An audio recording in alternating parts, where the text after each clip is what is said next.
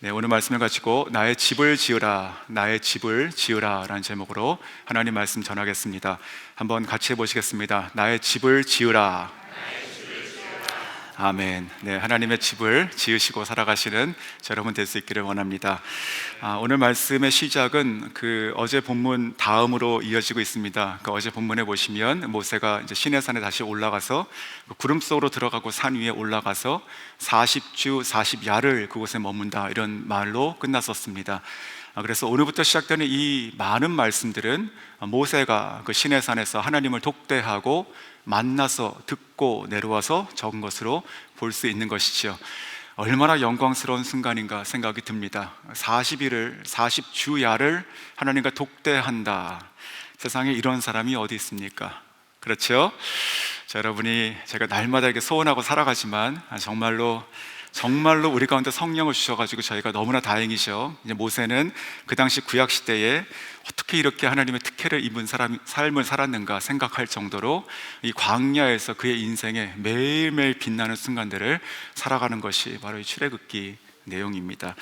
자, 그 40일 동안 머물면서 그 받았던 많은 시간과 그 말씀들이 있는데, 저희가 출애굽기 25장을 시작하지만 이제 40장까지 만약에 천천히 읽어서 끝까지 간다 하더라도 그게 몇 시간 걸리겠습니까? 그러면 하나님께서 그저 이 성경에 있는 율법 같은 그 딱딱한 것을 전달하시기 위해서 40일을 부르시지 않으셨겠죠. 하나님과 우리가 알 수 없는 놀라운 정말 신비스러운 교제의 시간이, 이 땅에서의 그 천국 같은 시간이 모세와 함께 있었던 것이고, 자, 그 비전 가운데 처음 시작되는 것이 집을 짓게 하시는 비전을 주시는 것입니다. 자, 오늘 1절부터 7절까지의 내용을 보면 하나님께서 백성에게 많은 것들을 얘기하시고 그것들을 기쁨으로 나에게 가지고 오라, 너희가 이것을 받으라 라고 말씀하십니다. 근데 그 내용들을 보니까 실이라든지 가죽, 향품, 보석들, 이런 것들이죠. 그런데 한번 생각해 보십시오. 하나님은 천지를 지으신 분이십니다, 말씀으로. 그리고 만물의 주인 되신 분이 뭐가 필요해서 그 실들, 빨간색 실, 파란색 실, 이런 것들이 뭐가 필요하겠습니까?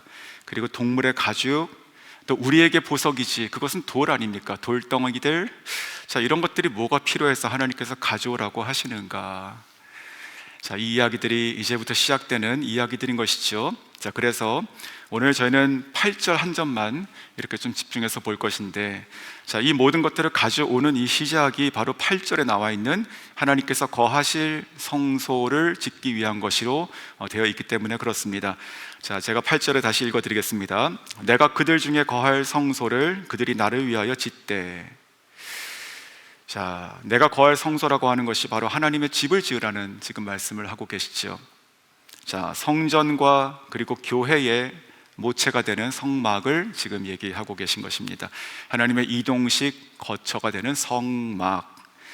자, 9절도 보시면 이렇게 말씀하시죠. 무릇 내가 내게 보이는 모양대로 장막을 짓고 기구들도 그 모양을 따라 지을지니라. 자, 여기서 보이는 대로 지을지니라. 자, 이것이 그 원어를 보면 미래형으로 되어 있습니다. 그러니까 이 말이 무슨 말이죠? 이제부터 시작되는 이 모든 성막과 그 기구에 대한 아주 복잡하고 세밀한 그 하나하나의 지침들, 그것이 딱딱한 정말 한치의 오차도 없는 율법과 같은 그런 무거운 짐이 아니라, 오늘 구절을 보니까 뭡니까? 하나님께서 그 위에 계실 때 그 모세에게 보이셨다고요. 상상이 안 되시지 않습니까? 우리가 성막을 짓고 교회를 짓고, 근데 모세는 그것을 봤다고요. 그 하늘의 성막을 보고 그 빛나는 성막 안에 있는 기구들을 다 봤다고요. 그리고 그것을 보이는 대로, 말씀하시는 대로, 그 모양대로, 너가 본 대로 가서 얘기해서 지어라 라고 하시는 것이죠. 정말 이 땅에 이 최초의 하나님의 집이 지어지고 있는데, 이 성막이라고 하는 것은 뜰을 제한 그 성막, 성소와 지성소만 보면 대략 우리식으로 18평 조금 넘는 작은 원룸 사이즈의 방입니다.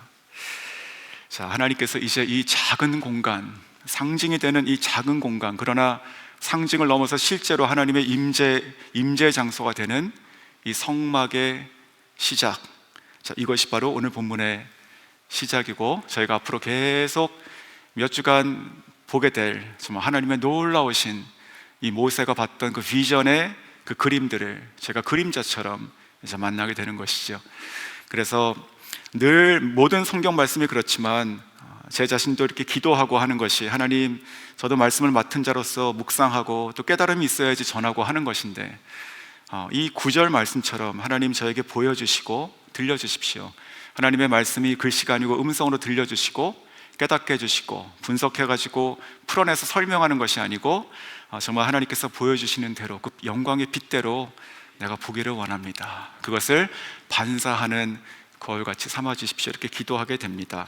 자, 그래서 오늘 그 시작으로 저희가 8절을 중심으로 해서 나의 집을 지으라, 세 가지를 같이 나누겠습니다. 자, 첫 번째는, 이 성막을 지으시라고 하는 이 하나님 말씀의 첫 번째는 하나님께서 거하시는 처소를 지으라는 것입니다. 하나님께서 거하시는 처소. 자, 2010년에 저희 가정이 캄보디아로 선교사로 갔습니다. 그때 한 사람씩 만나서 복음을 전하고 또 말씀을 가르치며 이제 집으로 불러서 같이 식사하고 교제하다가 이제 교회를 시작하게 될 무렵이었습니다. 그때 한 자매가 저희 부부에게 조심스럽게 그러나 진지하게 와서 물었습니다. 선생님의 집에는 냉장고가 있습니까? 집에서 그것을 물어본 것이에요. 그래서 그렇게 대답했죠. 저기 부엌에 있지 않니? 그랬더니 그 자매가 뭐라고 했냐면, 아니, 이거 말고요, 선생님의 집에 냉장고가 있어요. 이렇게 물어봤습니다. 그 말을 듣고 저희가 순간적으로 깨달았습니다. 이 자매는 냉장고를 물어본 것이 아니고 저희가 한국 사람이고 또 미국에서 왔으니까 두고 온 나라에 너희들의 집에 냉장고가 있냐, 이제 이렇게 물어봤던 것이지요. 자, 그것이 무슨 뜻이냐면, 이것이 지금 우리가 좋은데 만나서 같이 말씀도 나누고 교제하고 하는 것이 좋은데, 내가 내 앞에 있는 이 사람들이 잠깐 지나가는 사람들인가, 아니면 같이 우리랑 같이 사는 사람인가 라고 하는 질문이었던 것이었죠. 그래서 그때 저희가 그 냉장고에 대한 질문을 듣고 그것을 깨닫고 이렇게 대답했습니다. 누구야? 이름을 부르면서 여기가 우리 집이고 우리가 여기서 산다, 이렇게 얘기했어요. 그 말을 듣고 안정감을 느끼고 이제 교회가 시작됐던 것이 생각이 났었습니다. 그렇게 안식년 없이 13년을 저희가 함께 지냈고, 사랑하고 사랑을 받고 사랑을 하고 하면서 같이 성장하고, 또 여러분이 보시는 만큼 조금 더 이렇게 성장해서 온 것 같습니다. 지금도 기억이 나는 것이 마지막 주일날 아침에 이렇게 교회를 들어갔는데, 마지막 예배 드리러 들어가서부터 시작해서 이제 와서 안기고 또 울고 했던 그 성도들, 또 아이들이 이렇게 아직도 눈에 선합니다.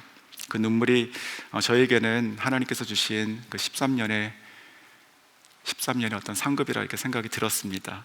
자, 관계라고 하는 것은 이와 같이 우리가 같이 사는 것으로 시작되는 것 같습니다. 자, 집이라고 하는 것은 그렇게 삶을 나누고 함께 시간을 보내고 우리의 인생을 같이 쌓아가는 그런 공간이 되는 것이지요. 자, 하나님과 지금 이스라엘 백성의 관계가 그렇습니다. 하나님과 이스라엘 백성 간에도 지금 하나님께서는 이 이스라엘 백성을 그 종된 애굽에서 구원하셨습니다. 그리고 홍해를 가르시고 광야로 이렇게 인도해 내셨고, 또 만나로 먹이시고 또 메추라기로 먹이시고 물도 먹이시고 하면서 그들에게 공급해 주셨습니다. 그리고 또 시내산에서 강림하시고 또 만나시고 말씀도 주시고 이렇게 하셨습니다. 자, 그리고 나서 우리가 지난 이틀 전에 본 것처럼 하나님께서는 언약식을 맺으시죠. 공식적으로 이제부터는 내가 피상적으로 또 말로 또 미래의 너의 하나님이 아니고, 이제는 완전히 너와 나 사이는 피의 언약으로 말미암아 이제는 내가 너희의 하나님이고 너희가 나의 백성이다. 너희가 이제는 미래에 이루어질 어떤 나라가 아니라 너희가 나의 나라다 라고 말씀하시게 되죠. 자, 그렇게 하나님께서 이스라엘 백성을 이제 공식적으로 그 언약이 체결된 이후에 모세를 부르시고 말씀을 쫙 펼쳐나가시는데, 거기에서 처음 하신 말씀이 무엇이냐면, 내가 거할 성소를 너희 가운데 지어라, 이렇게 말씀하신 것이죠. 내 집을 너희 가운데 지어라. 사랑하는 성도 여러분, 하나님은 정말로 좋으시고 그리고 가까이 계신 분이십니다. 하나님은 위대하신 분이시죠. 그리고 하나님은 우리와 달리 죄가 없으신 거룩하신 분이십니다. 그렇다면 그것만 본다면, 그렇다면 하나님은 언제나 저 높은 보좌 위에 우리와 멀리 계셔야 되지 않습니까? 어떻게 이렇게 낮은 땅으로 또 죄인 가운데 오시겠습니까? 하지만 오늘 하나님의 마음이 처음으로 드러나는 것이 무엇이냐면, 너희가 사는 그곳에 내가 살 집을 지으라고 하시는 것이죠. 이 하나님은 우리에게 이제 와서 진노하시기 위하여, 아니면 우리를 감시하러 오시는 그런 초소를 지으시는 게 아니라고요. 사랑하시고 이제부터는 내가 너희의 하나님이 되고 너희가 나의 백성이고 자녀가 되니 이제 집을 짓고 같이 살겠다라고 말씀하시는 것이죠. 출애굽기 29장 45절 46절에도 이렇게 말씀하십니다. 내가 이스라엘 자손 중에 거하여 그들의 하나님이 되리니 그들은 내가 그들의 하나님 여호와로서 그들 중에 거하려고 그들을 애굽 땅에서 인도하여 낸 줄을 알리니. 자, 이것이 하나님의 마음이고 목적이었다는 것이죠. 그냥 내가 나의 어떤 능력을, 그리고 나의 어떤 기적을 보여주는 목적이 아니라 내가 그들과 함께 거하여 살기 위하여 하나님께서 애굽에서 우리를 구원하셨다는 말씀입니다. 자, 여기서 지금 거하여 또 거하려고라고 지금 두 번이 나오고 있는데, 근데 이것이 여기서 쓰인 이 히브리 원어를 보니까 이 동사, 거하다는 동사는 샤칸이라는 말이 쓰였습니다. 자, 이 샤칸이라고 하는 말은 살다라고 하는 일반적인 뜻이 있죠. 자, 근데 그 외에도 이 단어가 이 구약 성경에 들어가 있는 그 문맥에서의 뜻이 있습니다. 하나님께서 이 단어를 어떤 문맥에서 쓰시는가, 이제 이렇게 보는 것이죠. 자, 그때 그것을 가지고 이 그냥 단순히 사는 것처럼 보이는 이 단어가 가지고 있는 하나님의 귀한 성경의 뜻이 있는데, 그것이 뭐냐면 바로 하나님의 임재 그리고 영광과 함께 많이 나오는 단어라는 것이죠. 자, 쉐키나라고 하는 단어 잘 아시죠? 우리가 영광이라고 하는 것이 쉐키나 영광입니다. 카보드 영광 그리고 쉐키나 영광. 카보드 영광은 무거운 영광이죠. 하나님의 압도하는 영광, 거룩. 그리고 이 쉐키나라고 하는 것은 광채의 영광을 얘기할 때 우리가 쓰는 단어입니다.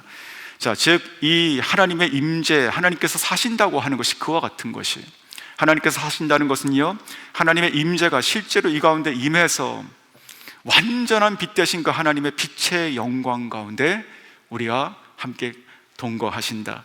이것이 바로 샤키나, 그것이 나오게 되는 이 거한다는 동사에 들어가 있는 뜻입니다.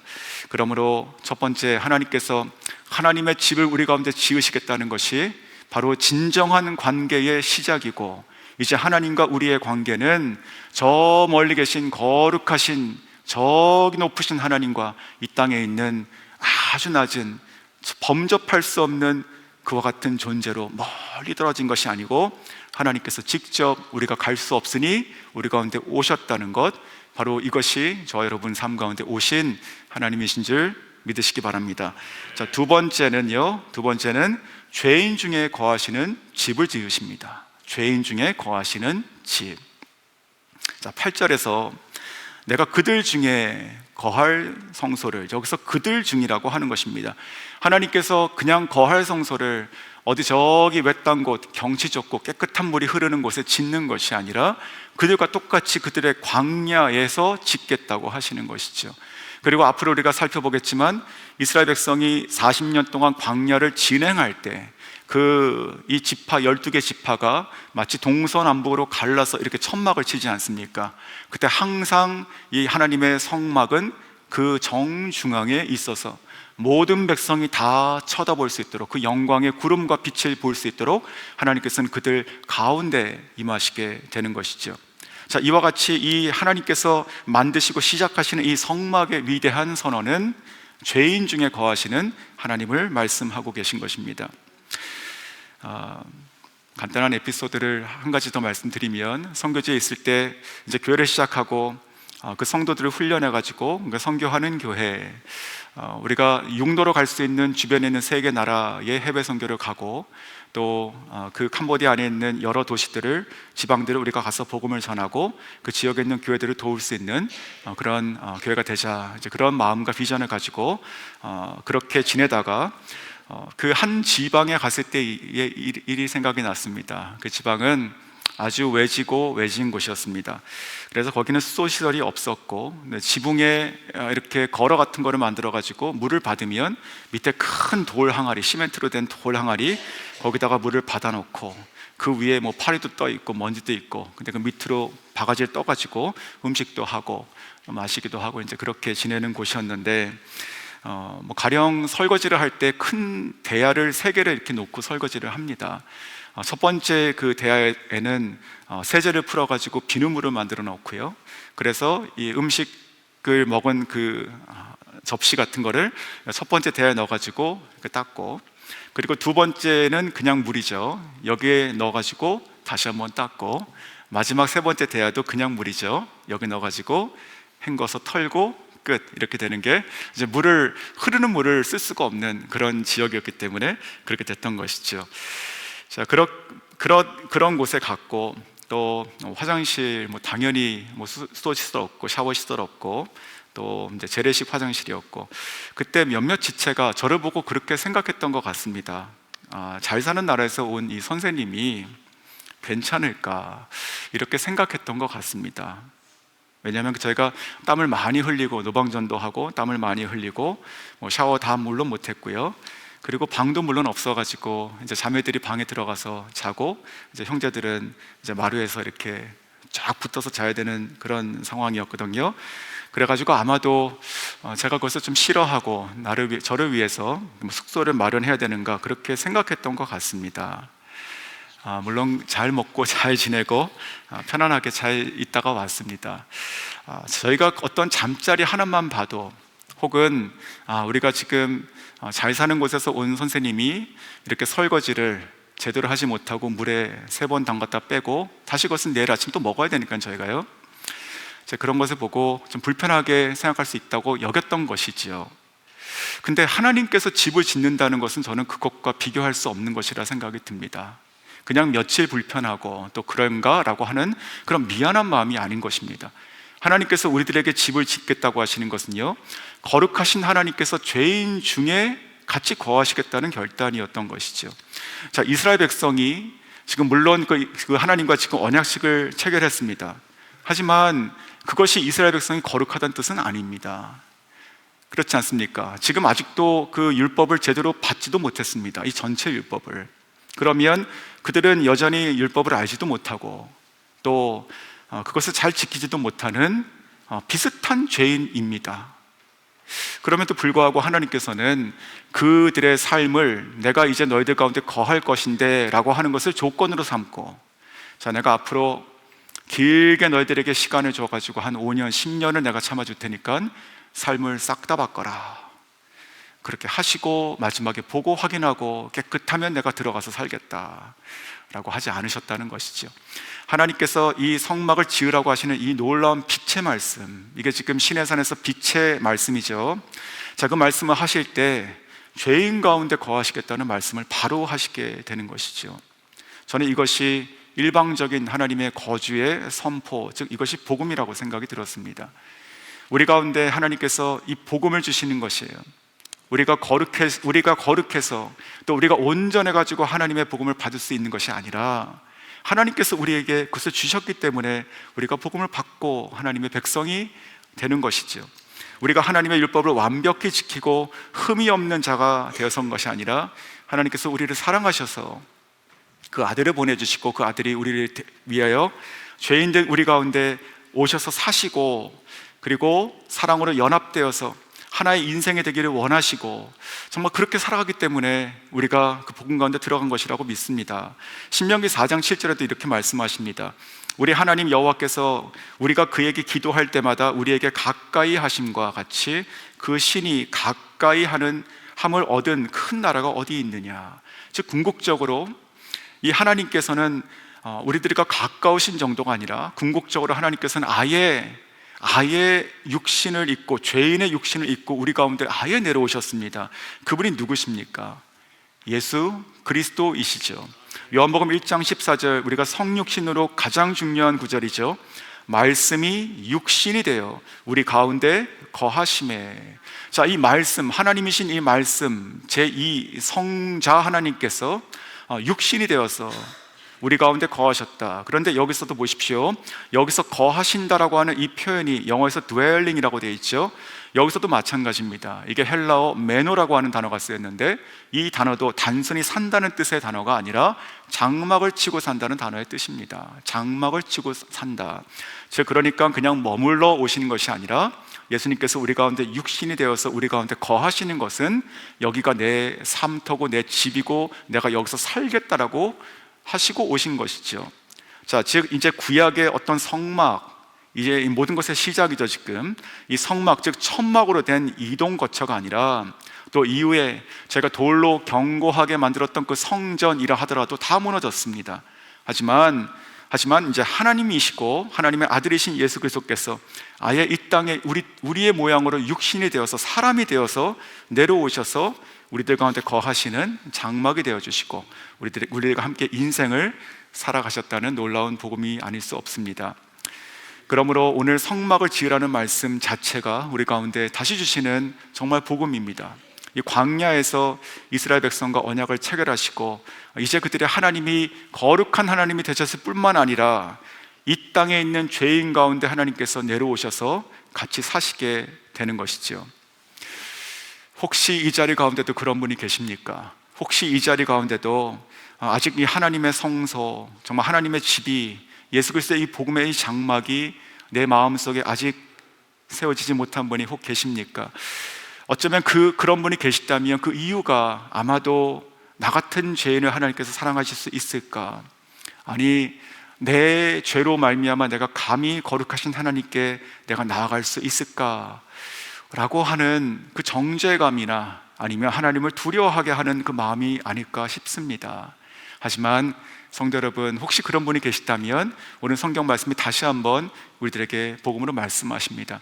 이 하나님께서 나의 장막을 너희 가운데 세우라고 하시는 것은 그들이 거룩하기 때문에, 깨끗해서 내가 올만해서 말씀하신 것이 아니고 내가 그곳에 가서 그들을 거룩하게 하기 위함인 줄 믿으시기를 바랍니다.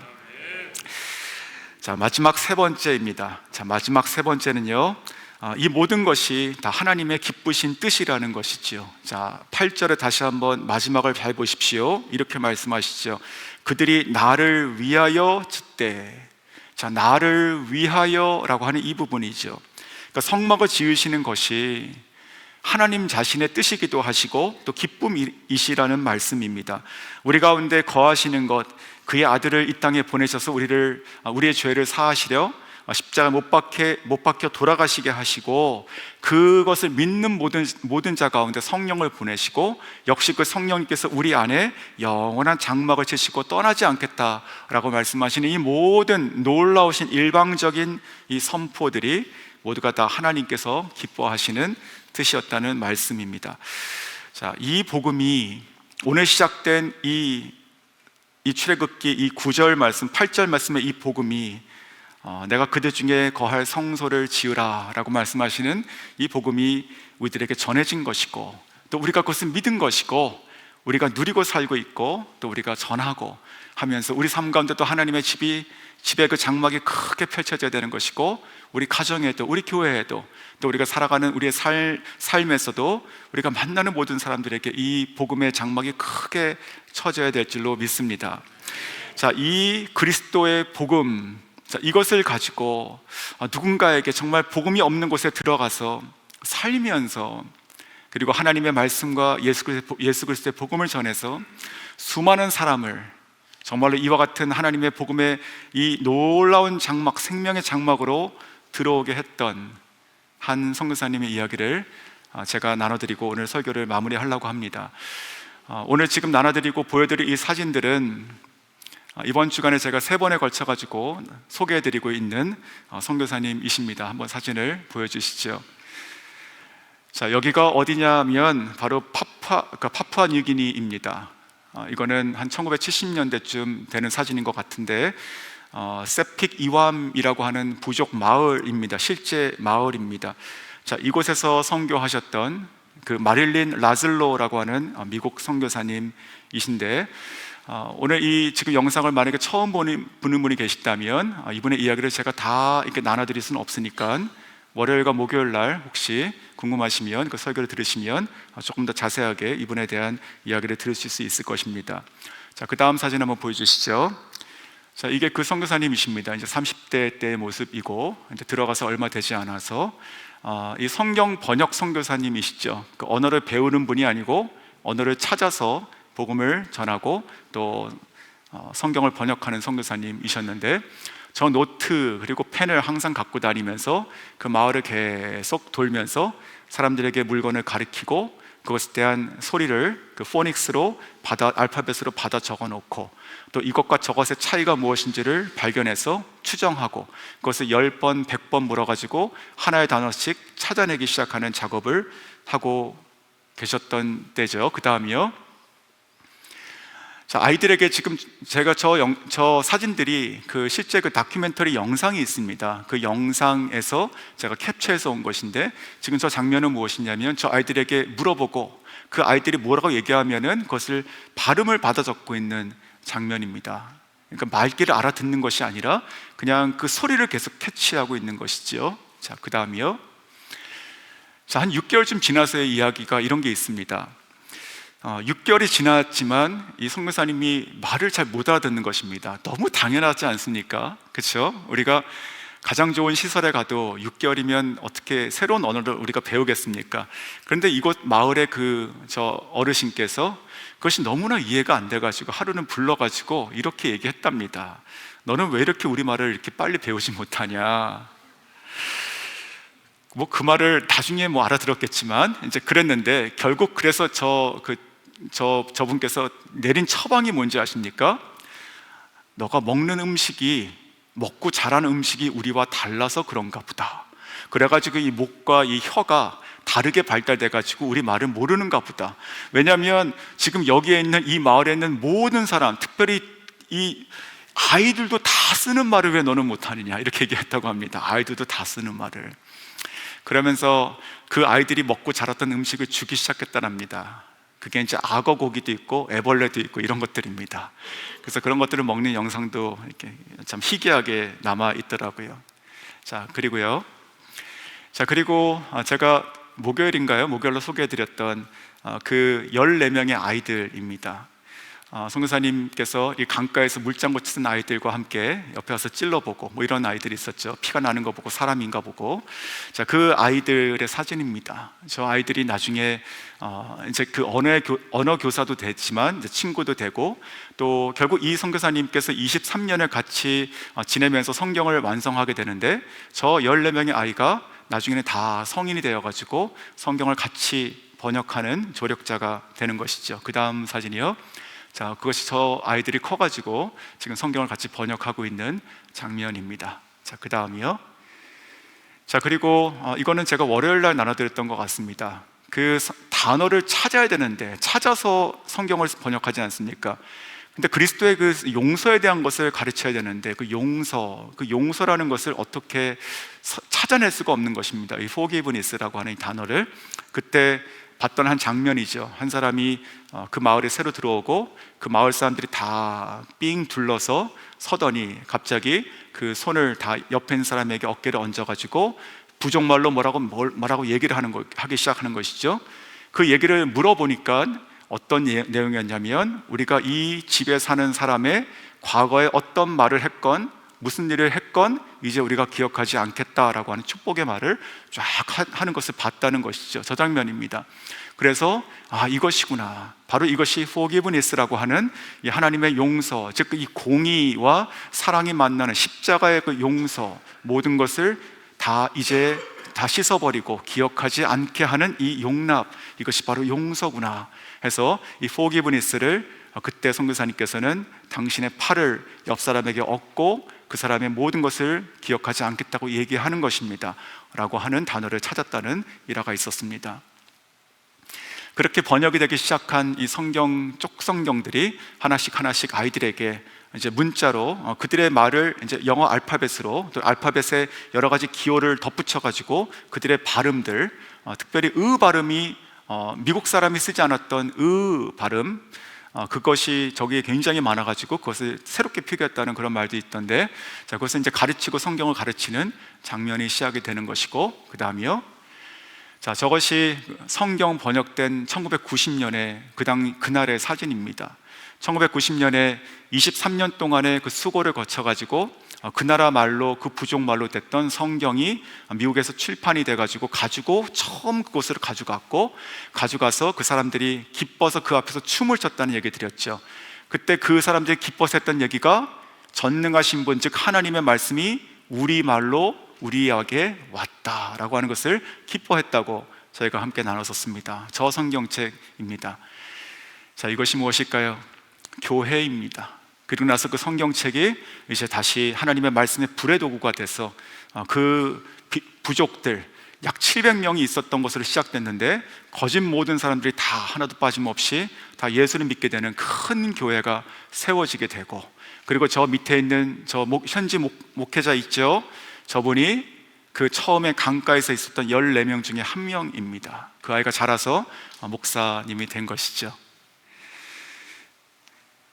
선교사님께서는 2021년에 소천하셨습니다. 88의 나이로 소천하셨습니다. 자, 그런데 제가 저 기사를 읽으면서 한 가지 마음에 굉장히 이렇게 찡한 게 있었습니다. 저분이 돌아가실 때 어떻게 돌아가셨냐면 알츠하이머로 돌아가셨습니다. 기억을 잃어버리게 되신 것이에요. 그 기사를 보면서 굉장히 저는 아이러니했습니다. 하나님, 어떻게 그렇게 언어를 찾아내시고 또 하나님의 말씀을 평생을 통해서 가르치고 전해준 분에게 하나님께서 그 마지막에 기억을 잃게 하셨습니까? 저분의 인생 스스로도 그렇고 그 가족들 혹은 이분의 삶을 알았던 그 믿음의 형제 자매들이 봤을 때 얼마나 안타까웠을까, 이렇게 생각이 들었습니다. 자, 그 알츠하이머가 시작된 이후에는 이제 활동을 잘 못하셨는데, 이제 현지 사역을 마치시고 돌아오셔서 많은 대학과 신학교를 다니면서 강의하시고 간증을 나누셨어요. 특별히 Come by here 이라고 하는 유명한 영상이 유튜브에 보면 나와 있습니다. 그 Come by here, 이곳으로 와보십시오 라고 하는 그 문구를 가지고 이것은 나의 이야기인데 여러분의 이야기가 무엇입니까? 이제 이런 질문을 많이 던지셨고, 그래가지고 공식적으로 1000명 이상의 선교사가 이분의 간증 집회를 통해 가지고 헌신하게 됐다는 기록도 있습니다. 자, 마지막 사진 하나 보여드릴까요? 자, 처음에 30대 때 사진, 그리고 한 50년이 지나고 나서 지금 88세 돌아가실 때의 사진입니다. 자, 여기서 한 가지 말씀을 나눠드립니다. 1967년에 젊은 여성 교사가 이제 그 마을에 들어갔을 때 전혀 말이 통하지 않았죠. 전혀. 그래서 그 부족 사람들이 뭐라고 얘기해도 하나도 못 알아듣고, 또 내가 이 선교사님이 얘기하는 영어도 당연히 못 알아듣고 이제 그런 상태였습니다. 그런데 이번에 간증 영상에서 이런 것을 찾아냈습니다. 그때 그들이 나에게 첫날 내가 도착했을 때 그들이 나에게 했던 많은 얘기가 있었지만 나는 하나도 못 알아들었습니다. 근데 내가 그때 그들에게 내가 영어로 대답한 게 있었습니다. 그게 무엇인지 아십니까? 내가 여기에 살러 왔습니다. 그것이었습니다. 내가 여기에 살러 왔습니다. 서로 알아듣지 못하는데 내가 여기에 살러 왔습니다. 여러분, 내가 여기에 같이 살겠습니다. 그 얘기를 계속 했다는 것이지요. 그래서 많은 사람들이 그렇게 물었습니다. 어떻게 그런 곳에서 살았습니까? 그것도 여성의 몸으로서 23년 동안 정말 얼마나 완전 단절 아닙니까? 근데 선교사님께서 그 부분에서 이렇게 대답하는 간증이 있습니다. 나는 세상에서 가장 안전한 집에서 살았습니다.